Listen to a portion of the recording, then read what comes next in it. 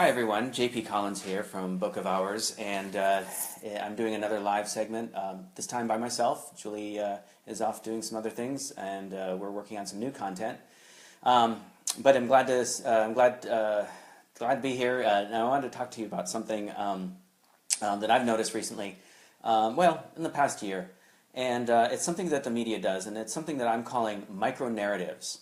Now, micronarratives are similar to what you might call, what folks are calling like microaggressions. They're small things that over time and over a broad context add up to a big thing. Okay, so a micronarrative would be like small stories that by themselves seem unimportant or insignificant. Okay, they tell you a story about something that's going on in the world. But they seem isolated or maybe they have some relationship to something else that you might have heard, but on pretty much on the face of it, they seem to be isolated and on their own. However, together, if these things are repeated or put together, if you look at them end to end, over time, over a period of time, you can start seeing a larger or more coherent overarching narrative. Okay, so let me give you a couple examples. This morning I was listening to NPR. Why do I listen to NPR? I complain about them all the time, but the reason I listen to NPR is to do exactly what I'm talking about right now, to do a little bit of analysis of what's going on in the mainstream talk, and NPR seems to be focused on more of the liberal narrative, and that's an area that I tend to focus on simply because I like to counteract it. I don't really have anything I don't really speak to the conservative narrative, mainly because I have nothing to say to it. It's just not part of my world. I'm more critical of the liberal landscape than I am of the conservative. So a couple of examples. On NPR this morning, there was a 30-second story. They do these little bumper stories at the half hour. And it was a 30-second story about a cyclist who was like a minister of alternative transportation or something like that in Belgium. And he was going to a ribbon-cutting ceremony where they were opening up a new set of bike lanes and probably introducing a whole new series of stretch of bike lanes that were recently built. And he rode to the event on his bicycle. Well, while it happened, his bicycle was stolen, okay? And it was treated in a very light manner. Ha, this is what happens. He had to call for a ride to go home, is basically what they said. And so if you look at that kind of micro-narrative, I mean, on its face, it was a humorous little piece, and it's like, JP, stop being so uptight about things. But what I'm really getting at, and I'm not complaining about the cyclist part necessarily, I'm not really whinging about anything, but what I am getting at is this. There are a lot of stories that are anti-bike and anti-alternative transportation, but especially active transportation, which we call, which would be applied to, say, bicycling, walking, and skating, whatever that might be. And because our culture is so car-centric, and there are so many resources given over to automobiles, both in road infrastructure, freeways, and what have you, that it's hard to get the positive message of alternative transit, such as buses, light rail trains, speed train, high-speed rail, or even cycling, into the narrative or into the dialogue that's going on in the general population. So when you see, and there tend to be more negative stories that go out about these things because they're an alternative, they're in opposition to the main narrative that's going on out there. And so many people, I was thinking of possibly doing a segment called Bike because, aside from maybe politician or lawyer, it's one of the most hated words in the English language, simply because there's a lot of negative stereotypes and thinking around bicycles and cycling in general. It tends to be thought of as a toy in some communities rather than a form of transportation. you see these negative stereotypes or these negative types of narratives, even in the form of light humor. It does sort of derail the idea that, you know, you could seriously use a bicycle as a means of transportation. Okay, so enough of that one. The next one I was listening to was a story about NATO, the U.S., and Russia, and they were talking to a former NATO commander, and they were basically talking about how Russia has been doing aggressive acts, passive-aggressive or aggressive acts, like, you know, some of their planes are buzzing American or NATO sites or planes or whatever. You know, I don't care about necessarily what they did or the content of that, but what I do want to talk about is how this story was spun, how it was portrayed, and it goes along the same narrative that's been going on a lot with a lot of the mainstream media, and that is you know, USA, NATO, good, Russia, bad. And it feels to me like in this instance that they're beating the drum of Cold War propaganda, the new Cold War, that they're making it all right for us to accept the fact that Russia is our enemy and that we will be going to war with them sometime in the near future. And this is, of course, in opposition to you know, the Donald Trump administration, and so they're setting it up as, you know, Donald Trump's administration. He's collaborating with the Russians, and you know, these just weird little stories. So they all kind of fit together. But again, this is sort of a micro-narrative that, you know, taken as a whole, you get this series of stories that all are saying the same thing: USA good, Russia bad. You know, the thing is that, you know, we're just as provocative in this case. NATO has been lining up installations and weaponry all along the borders, or very near the borders of Russia.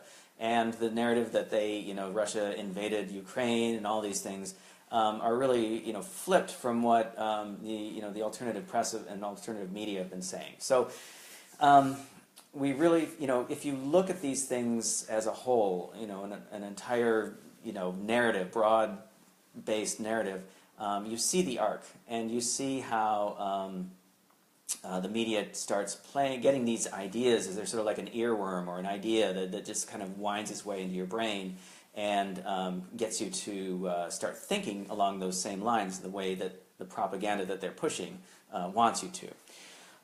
So micronarratives, they keep a concept or a construct active, especially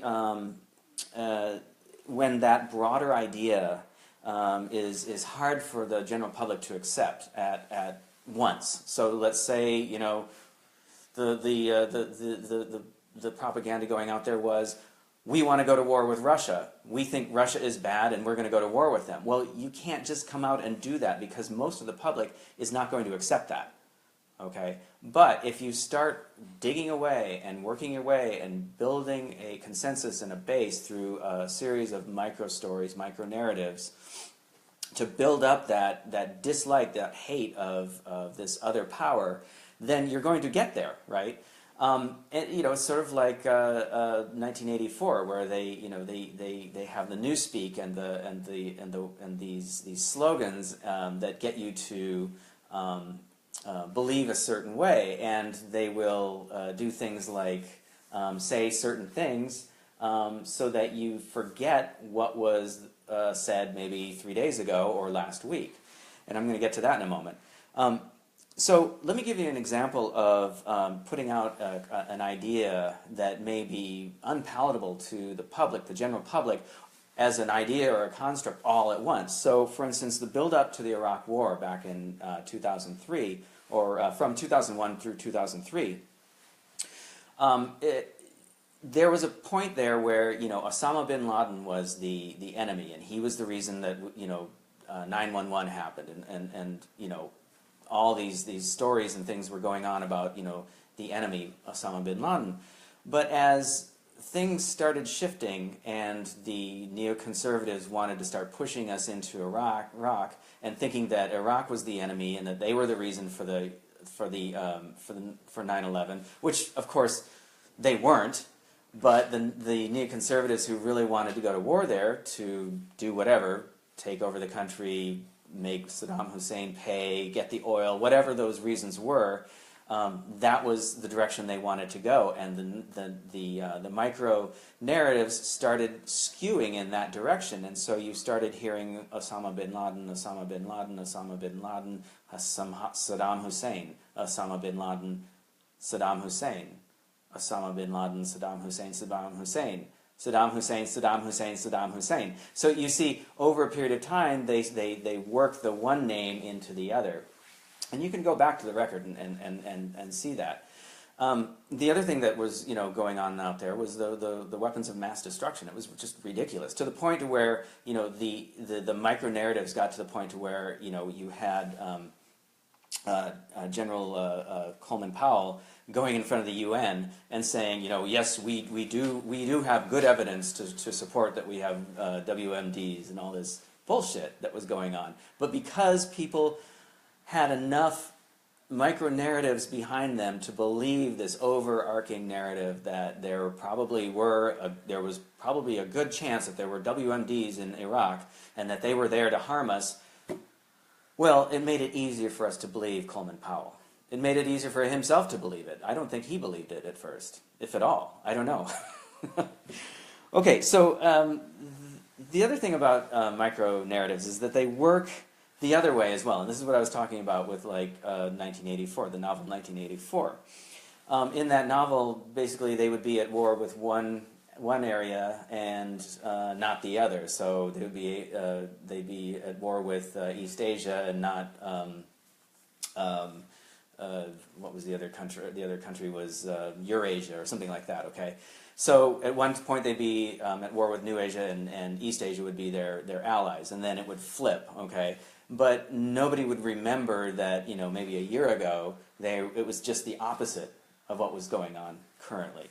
Okay, so micro-narratives help that in that way as well. They can work to change your mind, okay, so over time, so just like that Iraq War issue, or example I gave a moment ago. Or they can make you forget something, like we were at war with East Asia last year, but now they're our ally. Okay, so other than 1984, I can't really give you any examples because, well, I've kind of forgotten some of them. So, but you see what I mean. So what I'd like to say is and what I'd like to point out is in micro-narratives, stay away from, when you hear them, okay, so first of all, pay attention. Pay attention to what's going on in the news. And if you hear something that you start remembering that they're saying something about a certain subject, but it tends to be sort of downplayed, or it's a little bit of a story and it mentions something and you start hearing it over and over again, stay aware of what's being said. I mean, you should be doing this for all the news that you take in. The content, pay attention to how the content is being spun, okay? Who's saying what, how they're saying it, how they're framing it. And really, the most important thing is what's left out. Okay, so start asking yourself, what's not being said here? I thought that Russia was blah, blah, blah. Or why are we trying to do this? Or, start asking yourself some of these things. Be your own journalist. Who, why, what, when, how, where. Okay, so start looking at that. And then finally, by doing this, you start developing your critical thinking skills. Okay, and those of you who who follow us, critical thinking is really big here at Book of Hours. And I'm an artist and primarily a conceptual artist, and Julie is a writer, and we really we're very we critique the world on many levels, and so it's being critical in your thinking is not a bad thing. It's important to be able to question what's going on around you. Pay attention to the small stories, okay, because they contain a lot, and they will add up to that broader narrative that I was speaking of. So I hope this helps you a little bit understanding the concept that I was just trying to lay down for you. Yeah. And I hope that you start thinking a little bit more about what's being said out there, paying attention to that. And this goes on everywhere, every day, for all subjects, and especially when we're getting into the the area of politics, culture, race. All these things come into play with the micronarratives and how they direct us in our thinking in the broader context. So I'm J.P. Collins, and this is the Book of Hours podcast. You can help us produce more content, and I left the URL, the little paper URL, at my other desk.